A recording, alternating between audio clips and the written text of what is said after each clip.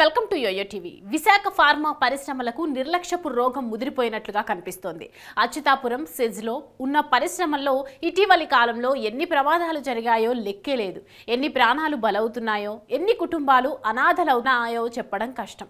భారీ ప్రమాదాలైతే బయటకు వస్తున్నాయి, చిన్న చిన్న ప్రమాదాలైతే లెక్కే లేదు. ఫార్మా పరిశ్రమ అంటే ఖచ్చితమైన జాగ్రత్తలు తీసుకుంటారు. ఎలాంటి సిచ్యువేషన్లోనూ ప్రాణ నష్టం జరగకుండా ఉండేందుకు ఏర్పాట్లు ఉండాలి. అనకాపల్లి జిల్లా అచ్యుతాపురం సెజ్లో ఎస్ఎన్సియు కంపెనీలోని బుధవారం మధ్యాహ్నం రియాక్టర్ పేలిన ఘటనలో మృతుల సంఖ్య పెరుగుతోంది.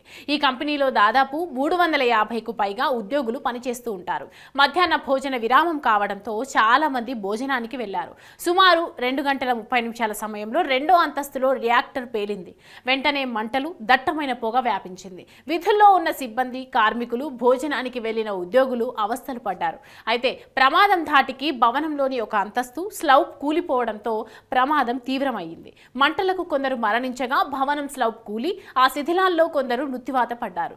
ఇప్పటి వరకు అందిన సమాచారం వరకు 18 మంది మృతి చెందారని, 50 మందికి గాయపడ్డారని సమాచారం అందుకున్న వెంటనే పోలీస్, అగ్నిమాపక సిబ్బంది సహాయ చర్యలు చేపట్టారు. 12 ఫైర్ ఇంజిన్లు మంటలను అదుపులోకి తెచ్చేందుకు తీవ్రంగా ప్రయత్నిస్తున్నాయి. ప్రమాద తీవ్రతను బట్టి మృతుల సంఖ్య పెరిగే అవకాశం ఉందని కొందరు భావిస్తున్నారు. క్షతగాత్రులను వెంటనే అనకాపల్లి ఎన్టీఆర్ ఆసుపత్రితో పాటు స్థానిక ప్రైవేటు ఆసుపత్రులకు తరలించారు. కాగా ప్రమాదంలో గ్రామాల్లో దట్టమైన పొగలు అలుముకున్నాయి. దీంతో స్థానికులు భయాందోళనలకు వ్యక్తమవుతున్నారు. ఈ ప్రమాదంపై హోంమంత్రి వంగలపూడి అనిత అనకాపల్లి జిల్లా కలెక్టర్తో ఫోన్లో మాట్లాడారు. ప్రమాదం వివరాలు తెలుసుకున్నారు. క్షతగాత్రులను మెరుగైన వైద్యం అందించాలని అధికారులను ఆదేశించారు. ప్రమాదం తీవ్రత పెరగడంతో ఆమె ఆగమేఘాల మీద సంఘటనా స్థలానికి చేరుకున్నారు. అచ్యుతాపురం ప్రమాదంపై అధికారులతో ముఖ్యమంత్రి చంద్రబాబు టెలికాన్ఫరెన్స్ మాట్లాడారు.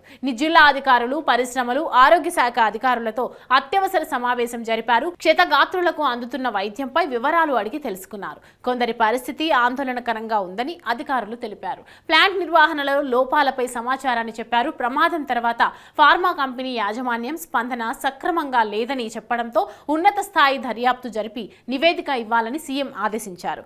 భారీగా ప్రాణ నష్టం సంభవించడం తీవ్రంగా కలిచివేసిందని సీఎం తెలిపారు. ఇప్పటి వరకు అందిన సమాచారం ప్రకారం సన్యాసి నాయుడు, రావిరెడ్డి, హారిక, పార్థసారథి, చిన్నారావు, రాజశేఖర్, మోహన్, గణేష్, ప్రశాంత్, నారాయణరావు మృతులు. వీరే మరికొందరికి తెలియాల్సి ఉంది.